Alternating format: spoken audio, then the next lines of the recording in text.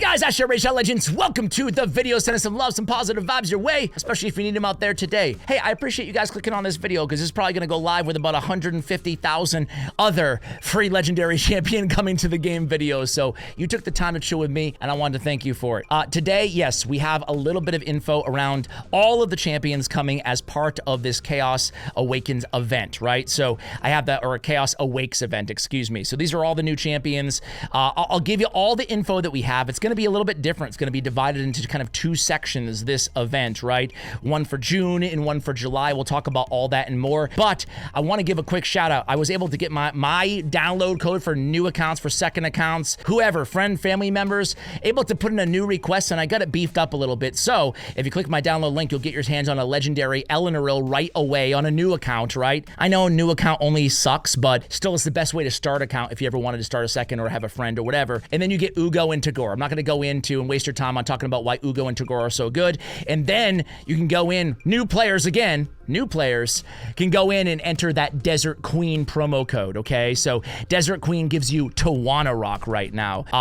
Man, they didn't give them like this when I was starting the game, huh? But we do have a free champion for everybody, not just new players. And it's gonna be one of these champion chase type events, right?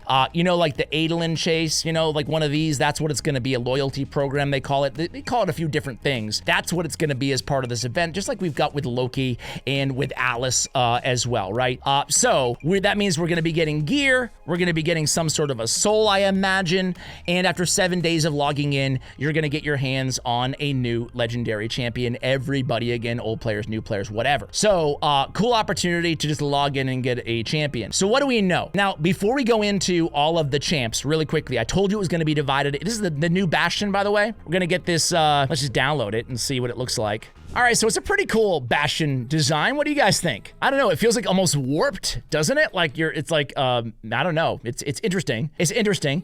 Anyway, this is the new Bastion. And here's what they say about the event. Like I said, it's going to be divided into two sections, Phase 1 and Phase 2. Phase 1 is June. That's going to be the Coalition event. We talked about that in my last video. I won't repeat it all. Classic fusions, start the event dungeon, and Bastion redesign and OST update, okay? So we get the fusion coming, right? That's going to be starting in a few days, it sounds like, right? We actually have I think the fusion exact start date. What is it right here? The exact start date will be June 5th. And again, in case you missed what Thalin Foulbeard does, I have a whole video talking about it. I think he's going to be a champion worth going for. Personally, I plan on going for him. And then Phase 2 will be July. Free legendary champion in the champion chase. So the whole duration will be all the way till August 6th, starting on June 5th, when the event dungeon opens, as well as when the fusion starts. So plenty of time to farm that event dungeon. We will have to wait an entire month to get our hands on that free legendary. So who the heck is the free legendary, right? And how do we get the mythical, right? So we know all of that right now. And again, here's the dates that you guys can see. There's a reward period as well to the Coalition event, that is. So here are the champions and how you get them. I actually want to start with the freebie. This is Liminisi the Gold-Wing. Liminisi the Gold-Wing. We don't know much about her other than she's free, so we'll see. They say it's a loyalty program, aka the summoning event, or the chase event, not summoning event. Although she will drop from Ancient and Sacred and Primal Shards. Okay, cool. And that starts on July, that ends on July 31st. Then we have Thalin Foulbeard. He's the fusion. Again, I think he's worth going for, but nobody knows truly how good or bad he is because nobody knows his multipliers. Nobody's actually played him at the time of this recording. So, you know, judge on your own, but I'm sure there'll be some more information before it actually goes live. And then we have Grakos Turndrake. That's going to drop from Ancient, Sacred, and Primal Shards. And then we have Balar the Lost on the very end here. That's going to drop from Ancient, Sacred, and Primal Shards. Just saying drops from doesn't really convey the type of events here, does it? So I'm sure they'll do some more events around these champions, progressive usually, and something like that, you know? Usually they have like a deck of fate type thing. Nothing like that has been announced to my knowledge as of right now. Certainly nothing in this deck about that. And then Kurosa the Covetous. This is the mythical champion who's going to be part of the event dungeon. Kind of a little bit of a watered down version of the kit that we already know. I went over that in a recent video as well, 2 videos ago. I'll link it for you guys in the description if you want more detail on what she does, what the event dungeon will entail. The only thing you need to know about the event dungeon, right now is use your energy. Even if you can't clear it, use your energy there because it's the best place to farm for the next few months because you can get your hands on pinpoint gear, which is one of the best sets in the game. Don't regret not farming it enough before it disappears. That's all I have to say. All right, so again, a stark lack of info here, but Kurosa the Covetous shard boosts, drops some primal shards, ends August 6th. Man, this is just guesswork here, but are we about to see, it sounds like we're about to see our very first progressive chance or 10x chance or a guaranteed champion coming from primal shards. Now, the word boost makes me think she's not going to be guaranteed, right? Like, who am I kidding? It's Plarium that we're dealing with here, right? But it's interesting to see what they do with her, right? Now, I don't know this for a fact, but I would bet anything that we're going to be seeing a 2x primal event, like I've mentioned a few times now, coming over the next week or two, you know? So I wonder if that will overlap with this event, this boost for Kurosa the Covetous. That would be my guess. What about you guys? My guess would be that we'll be getting a 2x primal event with a 10x chance at Kurosa the Covetous. We already know about the fusion.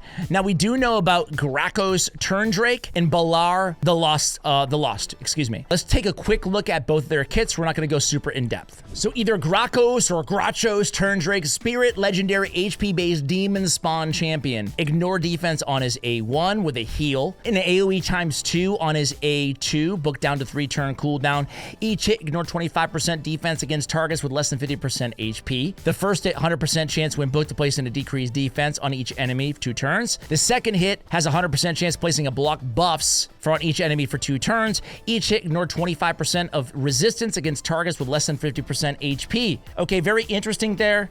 Sounds like a pretty good kit, you know, like an Ugo, but a little bit more. And then on the A3 is going to be an increased defense on all allies for 2 turns, block damage on all allies for 1 turn on a 3-turn cooldown. So an Ugo meets Demitha and then even more. This looks like a really good champion. Passive is going to be if an ally has more than 50% HP under any buffs placed by this champion, that ally deals 10% more damage. If the ally has less than 50% HP, is attacked by a champion under any debuffs placed by this champion, that ally receives 10% less damage. Did I say that right? Well, you can read, right? And then HP in all battles by 28%. That's a freaking good kit. Man, I wish these were the free champions, right? We have Balar the Lost, Spirit Affinity Attack-based Sylvan Watcher champion here. Attacks 1 enemy before attacking, places a shield on this champion. Has a poison sensitivity, weak version. There's no strong version still in the game of poison sensitivity, although it is coded in the game. On his A2, attacks 1 enemy, 100% chance of placing a leech 2 turns.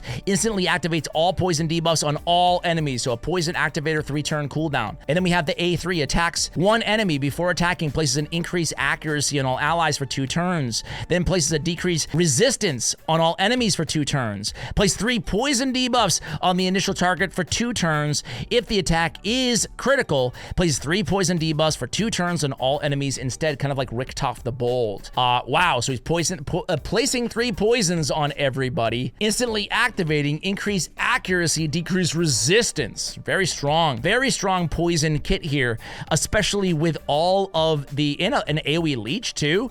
Very cool champion here, especially with all the poison help that's been added to the game, especially that Arakan Elixir relic, right? The passive, wait, there's more. Increases champions ignore defense effect by 1% for each poison debuff instantly activated by this champion up to 20%.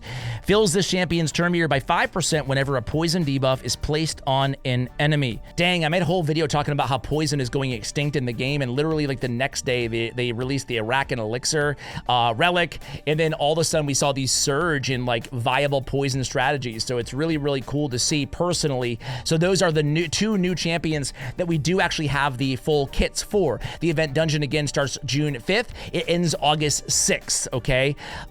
We know about the event dungeon. We know about the Shatter in the Fortify. By the way, these are 2 new buffs being added to the game. Shatter reduces enemy ignore defense effects, and Fortify obviously reduces enemy ignore defense effects, and Shatter increases a champion's ignore defense effects There's a strong and weak version, 15-25 on Fortify, 7.5 and 15 on Shatter. Man, this is like a new meta emerging of damage, and this is the next kind of level of you can already see with these buffs, right, when they add more and more champions that have them to the game. Very, very interesting. Of course, this is part of Kurosa the Covetous's kit as well.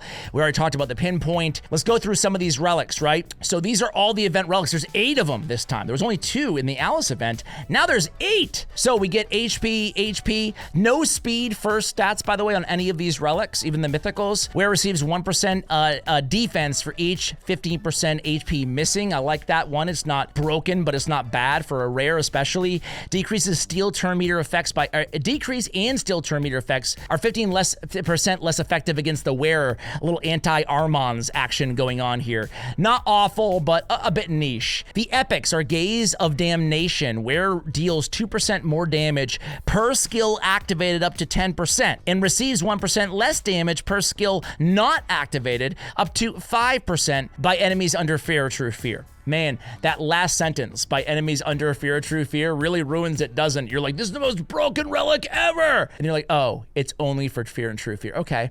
The Grail of Agony. Again, accuracy main stat on that one, though. That's not bad at all. We have HP main stat when enemies steal or decrease the target's turn meter. The wearer instead loses 2% max HP for every 1% turn meter that would have been lost or stolen. Can kill the wearer. I'll say this. 2% max HP for every 1% turn meter is a lot. You know, that's a lot. It's again kind of an anti-Armons type relic, but I don't know. You might be taking some serious damage there. Destroy enemy max HP moves are very strong and I think underrated generally in the game. What about you guys? This Gilded Pinion legendary is cool. It's got HP and speed as the second stat, which is juicy. Where receives 1% less damage for each turn of cooldowns on all of their skills. That's cool. I think that's a really, really good relic for, you know, revivers, for supports. Skull of Treason. Burn, this gives accuracy as a main stat, speed as a third, okay. Burn debuff, I still don't know one player in the entire game who was a max relic, by the way. No one. Burn debuffs placed by the wearer deal 10% more damage to enemies with higher max HP. It's gonna be a go-to for burners, right? And then mythicals. The Covetous Passion. This one gives attack main stat crit damage, the other one crit damage with HP. Wearer receives a 15% shatter buff that's gonna improve the ignore defense, right? For 2 turns at the start of the round. Then has a 30% chance to place a 15% shatter buff on the wearer for 1 turn upon killing an enemy. That's the big version of shatter. That's really, really, really strong. Crown of Corruption. Wearer deals 5% more damage and receives 5% speed when above 50% HP. When below 50% HP, wearer deals 25% less damage and loses 15% speed. I think that's also an incredibly strong relic there. Obviously, there's a downside, but the upside is very, very good, provided that you have enough support on your team. And then we have some new frames and badges. It's weird, I never get excited about frames and badges, but I do find myself self-compelled to actually go for them. So there it is, guys. That's all the info that we have. Let me know what you think about that mythical. Is it gonna be a boost? Is it gonna be a guaranteed? Is it gonna be a nothing burger? Are they gonna try to trap us to get our primal shards with a 2x event and then put the event on us? Beware, if that's the case, beware. Guys, thanks for watching, much love, and as always, take care, guys.